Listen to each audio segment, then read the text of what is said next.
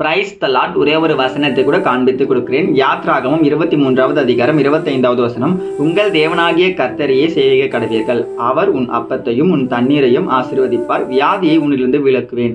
இன்னைக்கு ஆண்டவர் நம்மளை பார்த்து சொல்ற காரியம் என்ன? மகனே மகளே, நீங்க என்னை சேவிங்கப்பா, நான் உங்களை ஆசீர்வதிக்கிறேன். நீங்க செய்யற எல்லாத்தையும் நான் உங்களை பிளஸ் பண்றேன். உங்ககிட்ட இருக்க வியாதியை உங்க விட்டு எடுத்து போறேன்னு சொல்லி இன்னைக்கு ஆண்டவர் நம்மளை பார்த்து சொல்றாருங்க. 3 காரியத்தை ஏசப்பா செய்யறாராமா. 3 காரியம் என்னன்னா, முதல்ல மகனே மகளே, நீ என்னை சேவிக்கிற பிள்ளையா மாறணும். சேவிக்கிறது அப்படின்னா வணங்குறது. நம்ம ஸ்டைல சொல்லணும்னா சாமி கும்பிடுறது. நம்ம எப்படி சாமி கும்பிடணும்? அப்போஸ்தலனாகிய பவுல் சொல்றாரு, இந்த உலகத்துக்கு ஒத்த விஷயம் தெரியாம ஜீவ பலியாக நம்மள ஒப்பு கொடுக்கணுமா. அப்போ இந்த உலகத்துல இருக்க எல்லா காரியத்தையும் வெறுத்துட்டு ஏசப்பாக்கு நம்மள ஒப்பு கொடுக்குற பிள்ளையா முதல்ல நம்ம மாறணுங்க.